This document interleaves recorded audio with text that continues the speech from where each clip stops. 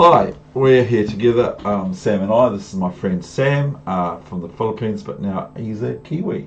That's right. Thank you for that. That's right. I just received my black passport. Your black passport? Yeah. Okay.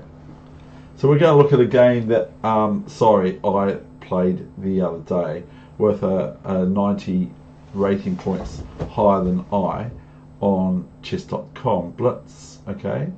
So Sam's here to help me because I'm pretty bad at commentating. Oh, not really. Oh, I think I am. So you want to do the honours, sir, of playing the first move, which incidentally you can talk about whatever you want to talk about, but you can talk about what's going to happen here because you know all about this opening that I'm playing against, don't you? You're an exponent of this opening, aren't you?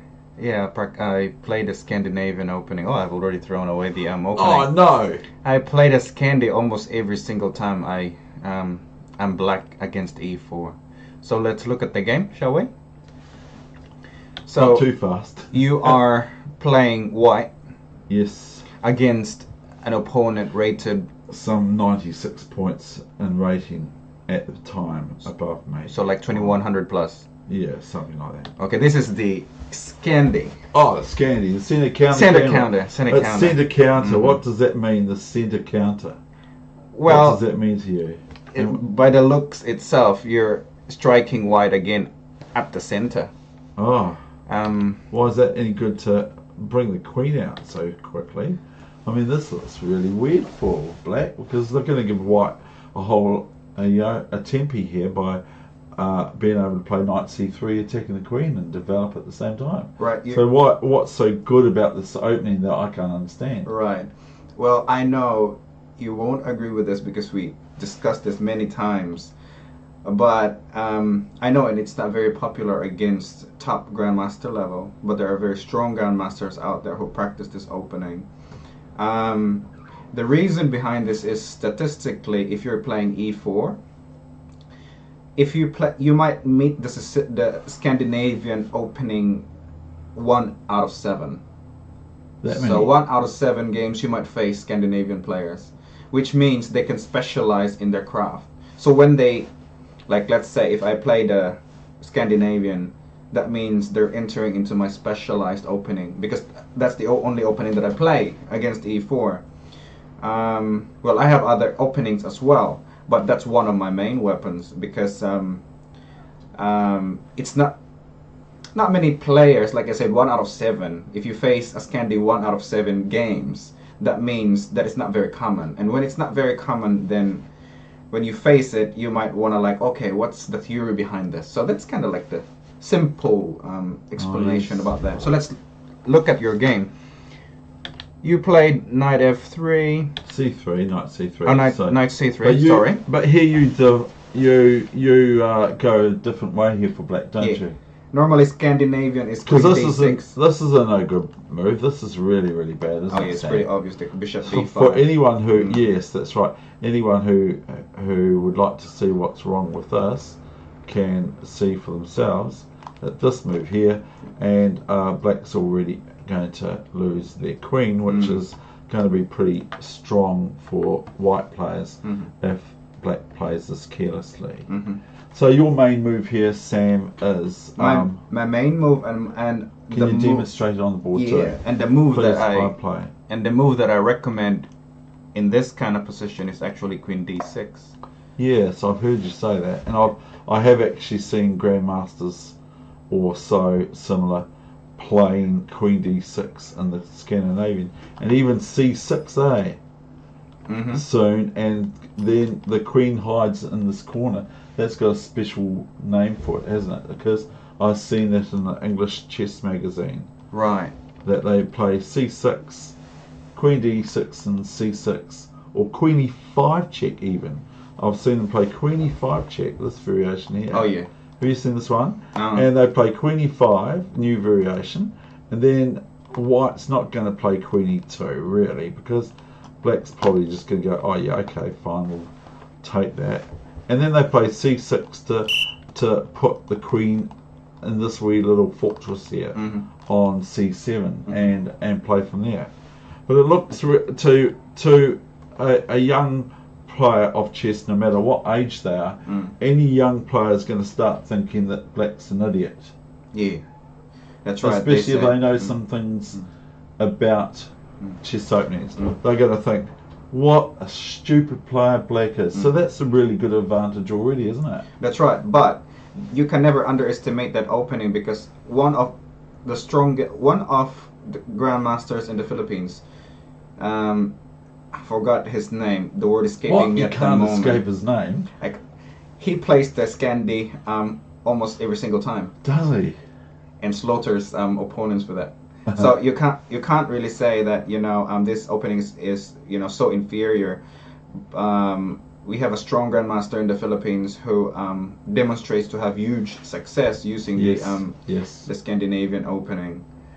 Sure, if this grandmaster is playing, like, let's say, opponents super grandmaster, they can easily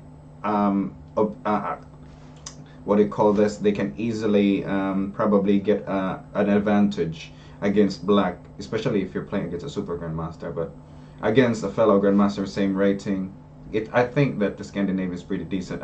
I watched lots of games, grandmaster games about it, and there's also the main move. Do you play Queen D8 yourself? Well, Kasparov do you play? Yes, I know. But do you play Queen D8 or do you play Queen D6? Queen D6. Okay. Well, so shall we move on to uncharted waters for you? I gather. Yeah. So we're going to move into uncharted waters. What's the other main move that you're aware of here, Sam, for black, other than Queen E5 or Queen E6? There's actually a tricky move here. A tricky move? Yeah. What's that, Sam? Queen E6. Yeah, I know about Queen E6. Queen E6. Why is that any good? Because I mean, you just go Bishop E2, don't you? Knight GE2 and D4 and D5 and stuff like that, wouldn't you? Because if you and Bishop E3. If you play like a rapid game, like let's say a bullet, and you're not familiar with this line, Queen can go to E6. You might just do a Bishop E2, right? Shot. Yeah, show me. Okay. So I'm happy to learn. New variation. New variation, not new main line, because otherwise we lose the game. They do that. Yeah. And there's a move here actually. I played this so many times in the past. Well, I played Bishop F3 here. Will you? Yes. Okay, Bishop F3. Let's say Bishop F3. That's what I play. Right. And let's just say black. As long as we don't turn into a game. That's right. Because that's. Let's just play ordinary moves like here, like Queen E2, like that. Yeah, we could. And let's just say black plays just Knight F6 and. Yeah, castles probably. There are situations where black can attack. That's terrible. We win this for white straight away. Yeah, we win this straight away with Knight E4. I see. I think the setup is, but this is a one game against black, but if in different position, this kind of attack for black is really common, and then black will just castle here. Oh yes. So this type of attack where the queen stays in G6. So I'm just showing you the common plan for black in this sort of setup, but in this situation it doesn't work because you got Knight F4, right? Yes. Yeah. And we don't have to take it anyway, ladies and gentlemen. We can just play king here. Even so.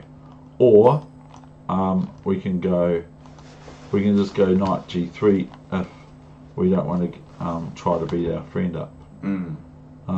Which will be the likelihood of move here for black, I would assume, would be Bishop G4 and maybe just an H5. I mean, we're sort of similar ratings and we have similar games together, don't we, Sam? Sort of thing, you and I. But anyway, that's the sort of thing that would be quite fun and bullet. Yeah. Or blitz or lightning chess or whatever you meant to call it. Now, we were just talking about the news flash that Sam went and looked at on the internet about a 12-year-old boy beating none other than who was number 2, number 3 in the world, not the country, British Grandmaster Nigel Short, who I actually really like his strategy, particularly that in the French. He has really, really fantastic lines in the French for black in particular.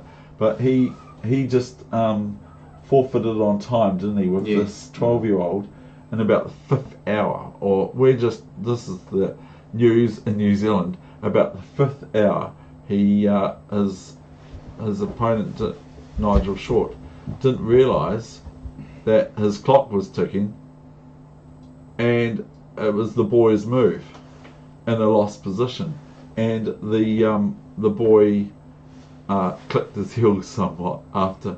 Well, who wouldn't? Come on, let's be. If you've got Nigel Short across the table and he's just lost on time to you, what are you going to do? I mean, what's the sort of reaction that you're going to do? You're going to sit there and go, "Oh, I knew I was one all the time." I don't know. Okay, you want to go backwards? Back to your game. So we have to go back to here. Mm-hmm. And now we've got the main move that black plays here is what, sir? Queen A5. Queen A5, okay. Have we got Queen A5 up there? Or we'll just move her there instead, because we've got some lines here now. So this is back to your game. Yes, it is back to my game, yes. Queen A5 played a few days had ago. been played a lot in like old games, even Olympian games. Yeah. I had lots of books about chess, Olympic chess, and when they play the Scandi, the center counter game, they normally put the Queen A5. But modern variations now suggest that putting your Queen in A5 will get you in lots of risk, especially in your next move. Well, and we will show your next move for that opening. Well, the next move is not my move, but I got it in Chess Informator, about Chess Informator 34 or 32, 29, something like that, 34. So the move is, and I've shown it before, is the white gives black the opportunity to take a pawn for free, sort of, with inverted commas around it, playing b4. Now the real quick knee-jerk reaction from black players I've noticed on the net, even strong ones, is what? Yeah, that can't be right. He must have made a finger drop. Possible. He might have thought, my opponent might think I was meant to play b3, not b4. So what do you think about this move here? Because I can recall when I was a junior, because it was about 1980 that I came across this move in the Informator, and I can recall 3 strong players from the Otago Chess Club all analysing it out, including one from Canterbury now. I think he was in the fray of analysing b4 on whatever move we're up to. We're up to move 4, aren't we? This is 1, 2, 3, 4. Yeah, so we're up to move 4, b4. So the quick response, which it was to, they can't sit there and look at it and think, is that any good or not? They just take it. And so I play rook b1, and if the queen goes, now the queen's going to your square, to the 4 squares on the d6 squares. Now, so I actually thought, sorry, excuse me, that's no good, the queen can't go there. I actually thought that soon black starts playing just the normal setup for the Scandinavian centre counter gambit, or whatever you want to call it, or a stupid move for black to play is 1d5, isn't it, Sam? You know, it's really pathetic, isn't it? Especially against me. If you want to go Queen A5, you're just going to, I'm just going to love this. I don't care if I've lost the pawn. I like white here. I actually would love to play against a center counter with well, white you can pieces. do it too. It's easy. Because you can just develop so many pieces here. He's playing my move he's playing my move against Russians, this friend of mine. He's playing the Weegenaar French F5 variation. Someone played against me the other day. I played against the French, and on move 3 they played F5. Do you want me to tell them about the French Weegenaar attack? Oh no, they know all about that. Oh well, in my experience. Yeah. Okay. Yeah. So I played at 2100. An expert chess player from Russia. We had, I think, 6 or 7 games. Yeah. Oh, good. And I didn't play the Scandi against him because he's, a stronger opponent. And I realized, and based on playing stronger opponents, if I play the Scandi against them, they can sort of seize the advantage. And so feels like that. So I kind of like changed my approach. So I thought of your opening, and I played many games against you, and you do the setup against me against white. So I copied your variation against e4. You do the e6, and you have the Weegenaar line or variation where you move the f5. You move your pawn to f5 on third move, which generally not all the time, but not all the time. Most of the time. Most of the time. And so I played it against him, and I noticed that he didn't know how to deal. And let's be honest, it's really hard to make a clear plan against black on that kind of setup. And so I played heaps of games with him in that sort of position, and I always end up better at the end. And I always have the upper hand.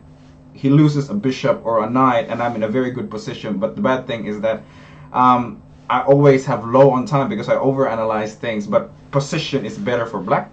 And so, yeah, he enjoyed playing with me, and I even added him on my list. And I had good results. I defeated him with black. And he just swindled me in that sort of position. Every time. And Sam has got when he was 12 years old, or were you 12 or 13 I or can't remember when I was 14, something like that. Had the opportunity to play Eugenio Torre, which is the first Asian and definitely the first Filipino grandmaster back then in the 70s. He was close friends with Bobby Fischer, wasn't he? Yes. Grandmaster, world champion Bobby Fischer of the time. But you were the only last one left standing. I know. Oh, you always put it down, but it's true. You were one of the only ones left standing, and you held him to a knight versus a bishop, or a bishop versus a knight, with three pawns on each other side. Yeah. So, and you speak of it as if you just got slaughtered. So, do you want me to share it to them? Yes, my story. Yes, I do. We're gonna have a week. This is a Saturday session. Oh, okay. Tomorrow. When I was probably 11 years old, a friend of mine influenced me in playing chess. So he sort of teach me the moves, e4 and all of that, and I began to play chess and then got addicted. And then there was one time, since starting chess, that I became very, very good at it. So when I go to play in chess club, the older guys there, for the most part, I can actually beat them in tournaments. So I started attending or playing in tournaments, and I play with these guys, and one time I became the champion. And I had opponents where you can say they are actually in M norms already, very, very strong guys, like 2300 at that time. And I don't know. And he asked me for coaching. And I managed to win and became champion against these opponents. And so I was invited by the president of the chess club in our city to play against Torre in a simultaneous event. So do you recall how many games there 25 were? 25 players, 25. The best players in our town. Okay. I was considered. There'll be a record of this somewhere. I have a record back home with when you score your score sheet. You got your score sheet. Yeah, I got my score sheet. And so in my division, I was already on top, and I also compete in the adult division, which I also won.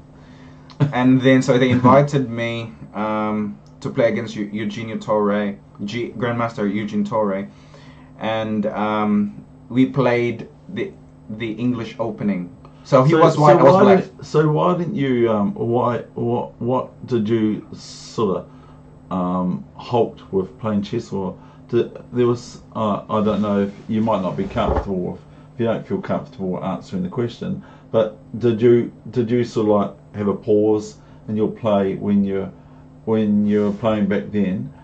Did studies take over or something instead of pursuing chess? Right. Did you used to really want to okay. be a GM or something? Right. What's going on? I didn't have any ambitions to become like to get my national master or international master norm, or even dream to become a grandmaster. I just enjoy the game. I love playing the game. I always have fun. It's something that you just can't. It's very hard to give up. But my mom discouraged me to continue my chess because she had plans for me. She wanted me to become a nurse. That's why I'm a nurse now. I'm a full-time nurse and I'm a part-time chess player. And whenever I have time to play, I play. But my specialty is actually in healthcare profession. And Christianity too, and of course, which is our big love now. Oh, of course, it's our big love. It takes over. Yeah, but to make the long story short, I played against Eugenio Torre, and I was one of the players who actually were the ones standing. You should have a trophy for it. And then the end game was he had a bishop and 3 pawns. Yeah. Sorry, he had a knight and 3 pawns. I had a bishop. Dark bishop and 3 pawns in game. Sounds like you can easily draw that. Did you frazzle? And I thought at one point I thought should I ask Eugenio Torre for a draw? And I thought for a second, he's a grandmaster. I'm not even a rated player. And I thought he's white on white pieces. I'm black. And so they are the best pieces. I couldn't at that time, I couldn't see that there's an immediate win for me. I thought it was so even, and like asking him for like a draw where I don't even have a good next move. For me, it was like, no, I'll continue. I thought let's fight to the end. He might have thought, he's trying to win. How dare he? Let's fight to the end. I don't want to like ask. I was a kid and asking in this grandmaster, shall we draw this one? No. But going back to your game. Okay, yes, sir. Yeah. So back to the program. What do you think of that so far? Rubbish. Anyway, let's get on with it. Back to your Heather game. will like that sort of thing. If you want to have a look at a nice video, by the way, have a look at Heather. She said to me yesterday, we were watching Star Wars. It's the best Star Wars, The Jedi Returns. The best Star Wars I've ever seen in my life. And you know I'm an old guy. So anyway, here we go. Bishop C4. Back to the program now. We're doing chess here, aren't we? Okay, so, all right. What do you play now? I don't like the position, and I won't play it. Okay, right. So you can do it, and we'll just talk about it as I go. Right. Now, so notice. Sorry, can I interrupt? Yes, you go for it. Sorry, I'm very conscious of doing that because you remember seeing me last time when we had the 2 computers up against each other, and Sam was my special guest star, who I consider very, very special for me. So, but anyway, note that White has, this is how I look at it, White has a bishop out, a knight out, and a rook out, and White's got 2 open, sort of half open files, and Black's got 1 open, half open file, because there are pawns from opposing sides for each player. So I'm just thinking to myself, well, is this worth a pawn, this position for White? Is it worth sacrificing a pawn to get this position? Of course. Or is it very dangerous, especially if we're playing like someone like Eugenio Torre? We don't want to play like this against Eugenio Torre because we enter into all that sort of babble about, like, I sacrificed a pawn against a grandmaster from Germany, and I was told off so much for it by the New Zealand champion. How dare you play a gambit against us? One of the top leading grandmasters, especially from Germany, was number 2 in Germany, other than Hubner. So if we look at this is your game. How many? And you've been saying to me this is a well-known Christmas tree variation. No, in the Dutch, if you move your pawn here, and you already have your pawn in the f5, this is actually a Christmas tree variation, which is one of the recent developments, new developments in the Dutch opening. See, he reads all this stuff. I don't. And this setup here, it looks awkward really, this kind of position, but recent developments against, with this kind of setup, actually this is very strong. When you put your C6, it's hard to break into it. It is. Face it. It's a triangle. You take one of the pawns of a bishop or something, and then there's another one come out to get you. Now, watch this. Now we want to pause here because have a look at this now. Okay, I've got to move my bishop. White has to move their bishop, otherwise it's the chopping block. So have a look at how many pieces are out for white. 1, 2, 3, 4, 5. And look what black's just done. I know. And this is a stronger player in rating compared to you. And I think he messed up this opening. I mean, I have to admit, he's a strong rated, a high rated opponent. But in this, I think he messed this up. Yeah, I think he missed it. Even in 5 minutes, and it looks to me that he's not familiar in this sort of setup. This move, actually, the b5, actually surprised him probably. He wasn't prepared for this, because if you look at it, it's just he just moving his pawns. Yeah, and like I'm 5 ahead. Yeah. I have to move my bishop now, and he's just moved his queen back to its indigenous. I think he is not very familiar in this line. What normally happens in the Scandinavian, and I have beaten like 200 opponents and higher than that with the Scandinavian. Normally, if the white moves their bishop to f4, normally they counter, as black, you counter it with d6. Bishop d6. Yes, so which means that he's so far behind in his development that he just went back. You know, he just went back. Yes. No, if ever the black has known his theory here, and if let's just say the queen is on c5 and the pawn here is on e6, you always counter d6, the bishop f4 with bishop d6. d6, yes. In theory.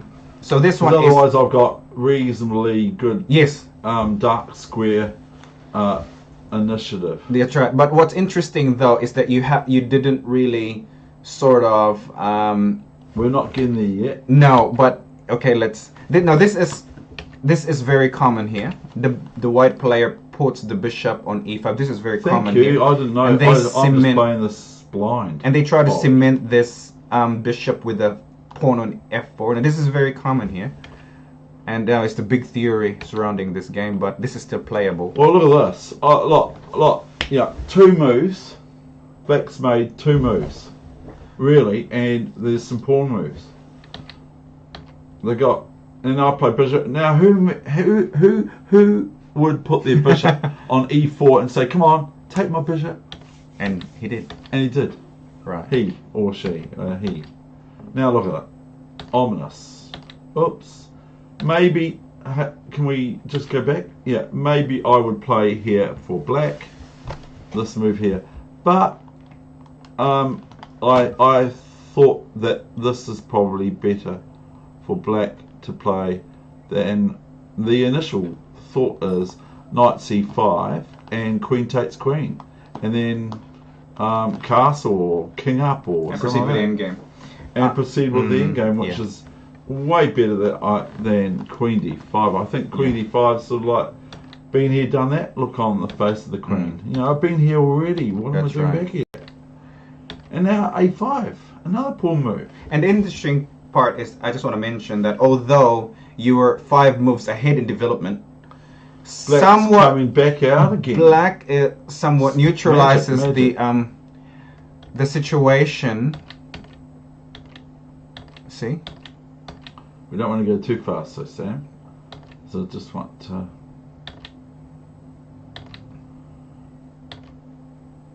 So we're going to finish soon. That's right. And here is the coup de grace. Critical part of the game. Critical position. Yeah. That what does for you? What do you play here? And we can go back over those moves because they might have been a bit fast for some. But what do you play here without having the mouse shots? What would you play here for white? What would be your sort of plan here for white? Now notice that if I I better not show you yet. But so this is the time for the exercise for you. What sort of thing would you be thinking of? Okay, and it's not even necessarily yet, but it's coming up. So it's not actually a concrete idea yet till about another move or so's time. So what would you play here? So what would you play here, Sam? If your clock's ticking and you've got about 20 seconds left on your clock, what would you play here as what? Because first of all, I'm sitting there going, oh no, where's my advantage all gone? I know I've got all the lovely rooks down the b file and the soft spots of black's position, and black's got more pawns. Let's face it. So I've sacrificed my c pawn. But well, coming up is 2 moves actually. I'm not quite sure if they have seen the move. If you have seen the move, congratulations. But there's a good plan for white here, and if black is not very careful, he can actually fall into a mating net. So the common plan here is queen to c3. Do you see what the... And now we've got f6 for black. And f6 black for plays black. f6 now. And do you see now what the intention now of the queen from c3? Can you see what the intention now? Can you see it? You could. You saw it because you're playing against grandmasters and everything. That's really cool. It's cool. I love it. So that's why I got you here. I need help. We all know that we need doctors and nurses to help us. That's right. You know. And so okay, have you seen the move? If you have, good on you. So you take here, and your opponent played e5. And what's my next move? The coup de grace. There you go. The finito move is 1, 2, 3. 1, 2, 3. Are you ready? Jump. And this is a forced move. No, my opponent resigned here. Oh, resigned. Yeah, because they saw, oh no, I've been swindled. And by a little wee kid. And the good thing about, you know, I just want to share this. You know, I can't really I can't really devote my time in chess because I'm already a health professional, and you know, you can only be there's a saying in the sniper school, 1 shot 1 kill. So there's always a trade-off. When you get better in something, of course, it follows that other things you might not be good at it. And so the Ask Magnus that's what he says. That's right. He says he knows nothing about anything else except chess. That's right. It's amazing, really. I mean, Fisher, really. That's why he was very strong in his area. He has a saying that, you know, if you use 98% of your brain power in chess, he uses 98% brain power in chess and 2% in everything. So you can say that you can be very, very good in chess. But for me, which is a part-time chess player, I like the Scandinavian because there's not a lot of heavy theory with this, and it is a good, I mean, you're just only focused in one opening. Some chess players, to master this opening, it will give them a lifetime, you know? It will take a lifetime for them to master a certain opening or to become good at 2 or 3. Because you're an exponent with the London system, the very popular London system, aren't you, really, too? I think we will make a video on that next time. But I know. I can't get him to talk about that, sorry. But if here... But we could go over these moves a little bit slower, if you like, just to cap it. I just remember, I failed to mention that, just for tips for players who also enjoy playing the Scandi, if you have a setup like this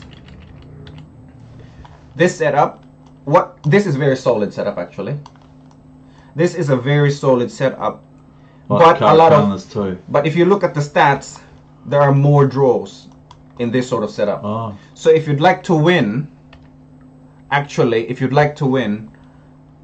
don't move the C pawn to C6, but use the A6. Move the pawn to A6, but put the knight on C6. You know what I mean? You put the bishop here and castle queenside if you want to win as black. If you desperately want to win, If you want a sharp position, you've played it against me, haven't you? I'm desperate to and like you've beaten me in this. But if you want to stick to like a more solid position, then you can just continue with this setup. You can either put your bishop out, or you can play it within, you know, the pawn structure. Oh, yeah. But it's depends on the way you want to play with it. But like I say, if you want to play the c6, like this sort of setup, this is very solid, but more draws actually happening in this sort of setup. If you just want a draw and that's all you need to win, this is a good opening to really master. But if you want to win, you can develop knight quickly, really. Don't move the pawn to c6, develop the knight quickly, knight, bishop, a6, and castle queenside. So I think that the other day we spoke about this opening here as well, and I'm just going to completely digress here. And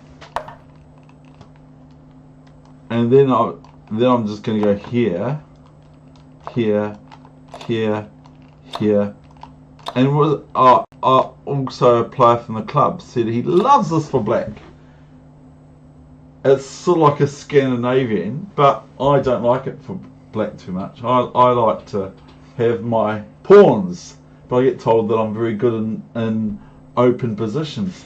But I really like my pawns in the centre, we had a kind of a debate, indecisive, not with you, but with a friend from the chess club, about he really likes this for black, and I sit there and go, well, I don't really like this for black because it's now looking more like a Scandinavian than a French to me, you know.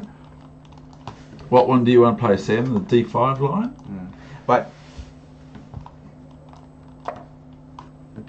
yeah, so safest move according to chess, you know, literature and the latest developments in Queen D6. D6. Yeah, I've seen you play that again. D6. Yes, it's very nice. This is safer to play against other lines, and that's the end of our. That is, and thank you very much, Sam. You're wonderful. You're my wonderful friend, and you're a real blessing to have as my friend. And so, thank you very much. And so that's our session for Saturday, and it might go on earlier. So. I hope you enjoy it because it's a lot better. I get more likes if I've got someone telling me how to move the pieces and do the literature and the research. Thanks for having me, David. Thank you very much. And so we have to close it off now. Okay.